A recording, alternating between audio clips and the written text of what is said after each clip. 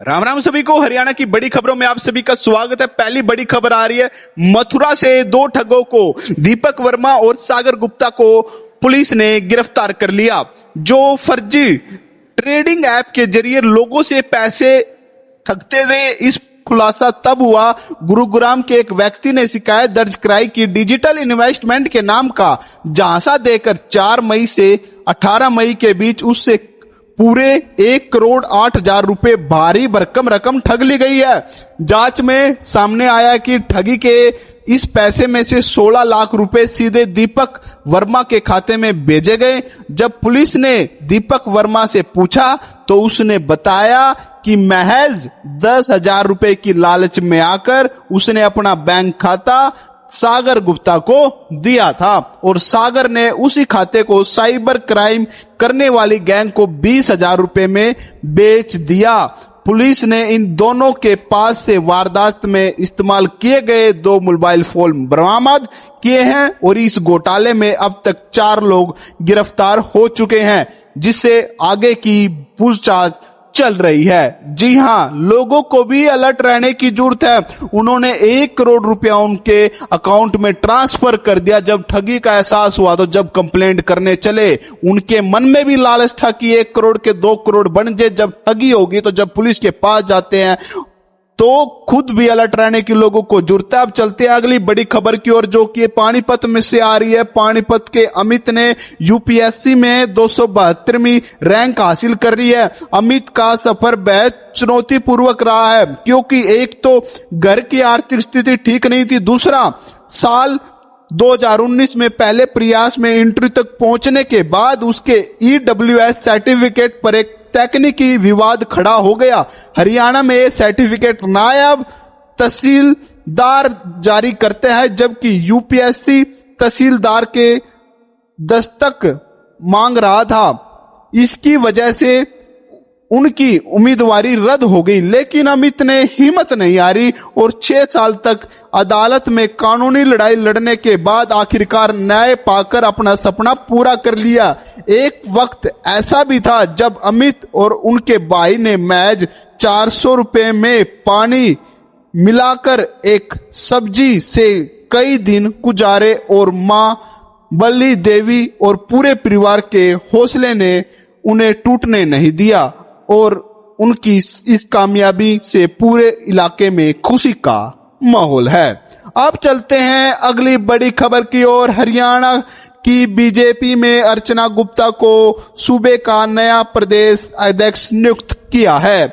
इस नई जिम्मेदारी के मिलते ही बीजेपी तुरंत एक्शन मोड में आ गई और पार्टी में उन विधानसभा सीटों पर अपनी पकड़ मजबूत करने की रणनीति बनानी शुरू कर दी, जहां पिछले चुनाव में उसे हार का सामना करना पड़ा था। मकसद साफ है कि नया नेतृत्व के साथ उन कमजोर कड़ियों को सुधारा जाएगा और आने वाले समय में पार्टी को हर मोर्चे पर मजबूत किया जाएगा। अब चलते हैं अगली बड़ी खबर की ओर। राखी गढ़ी से बड़ी खबर आ रही है। हजारों साल पहले भी महिला पहनती थी तागड़ी, खुदाई में मिला अनोखा कंकाल। हरियाणा की राखी गढ़ी में चल रही खुदाई में एक बेहद चौंकाने वाला और दिलचस्प खुलासा हुआ है। दुनिया की सबसे पहली और बड़ी हड़प्पा कालीन सभ्यताओं में सुबह राखागढ़ी टीला नंबर 7 पर वैज्ञानिकों को एक महिला का कंकाल मिला है। इस कंकाल की सबसे हैरान करने वाली बात यह है कि इसकी कमर के पास करीब 1000 मतबल की एक कीमती पत्थर धातु के मनके यानी मोती मिले हैं। एक्सपर्ट का मानना है कि यह कुछ नहीं बल्कि आज से हजारों साल पहले महिलाओं द्वारा कमर पर बांधे जाने वाली तागड़ी के अवशेष हैं। इसके साथ ही महिलाओं के हाथ में शंख से बनी चूड़ियां भी मिली हैं, जो यह साफ करती हैं कि उस दौर में भी महिला सजने और सवजने और श्रृंगार करने का कितना जबरदस्त शौक था। यह खोज इसलिए भी खास है क्योंकि यह हमारी पुरानी सोच को बदल देती है। अब तक हम सोचते थे कि कमरबंद या तागड़ी पहनने का चलन कुछ सदियों पुराना है, लेकिन इस खुदाई ने साबित कर दिया है कि हमारी श्रृंगार संस्कृति हजारों साल पुरानी है। अगली बड़ी खबर की ओर चलते, जो कि आ रही है सोनीपत से। एक बेहद हैरान करने वाली खबर सामने आ रही है, जहां बस अड्डे के पास एक होटल में रुकी युवती की अचानक मौत हो गई। बताया जा रहा है कि राय की रहने वाली कीर्ति दिल्ली के एक प्राइवेट कंपनी में काम करती थी। रात को दिल्ली से लौटते समय काफी देर हो गई, इसलिए वह घर जाने की बजाय बस स्टैंड के पास ही एक होटल में रुक गई। वहां उसने बाहर से खाना मंगवाकर खाया, जिसके बाद उसकी तबीयत बिगड़ गई। उसे तुरंत सरकारी हॉस्पिटल ले जाया गया, लेकिन वहां उसने दम तोड़ दिया। मृत्यु के पिता का कहना है कि मौत फूड पॉइजनिंग, जहरीले खाने की वजह से हुई है। फिलहाल पुलिस मामले की जांच कर रही है और उनका कहना है कि पोस्टमार्टम और रिपोर्ट आने के बाद ही मौत की असली वजह का पता लग सकेगा। अगली बड़ी खबर की ओर चलते हैं, जो कि आ रही है पशुपालकों के लिए बहुत ही खुशी की खबर आ रही है।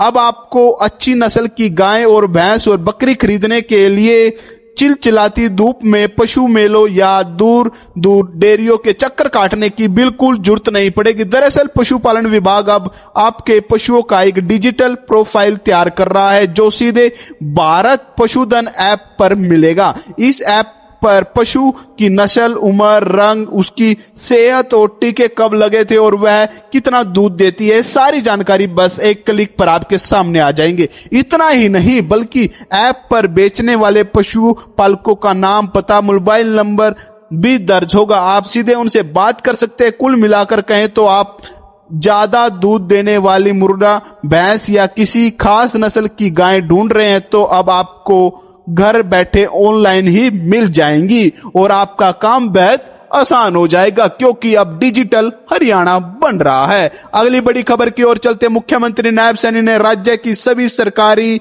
चीनी मिलों को अल्टीमेटम देते हुए कहा है कि अगर 1 साल के भीतर उन्हें घाटे से बाहर निकल कर मुनाफे में आना होगा। एक अहम बैठक में सीएम ने साफ शब्दों में पूछा कि जब प्राइवेट चीन मिलें फायदे में चल रही हैं तो सरकारी मिलें लगातार नुकसान में क्यों चल रही हैं। उन्होंने मिलों की कमियों को दूर करने और कामों में लापरवाही बरतने वाले अधिकारियों पर कड़ी कार्रवाई करने के निर्देश दिए हैं। किसानों के फायदे के लिए मिलों को मजबूत बनाने का प्लान है, जिसके तहत चीनी मिलों को आधुनिक बनाया जाएगा। जी हां, इसके अलावा युवाओं को रोजगार देने के लिए ITI में चीनी उद्योगों से जुड़े खास कोर्स शुरू किए जाएंगे और महिलाओं को डेयरी काम के लिए पंचायत की जमीन लीज पर दी जाएंगी। जी हां, बड़ी खबर है ये आप सभी के लिए। यही थी हरियाणा की आज की बड़ी खबरें। आप कहां से वीडियो देख रहे कमेंट में जरूर बता देना। आपको इस वीडियो में कोई भी कमी पेशी लगी हो तो कमेंट में जरूर बताना, हम उसे दूर करने का प्रयास करेंगे। धन्यवाद।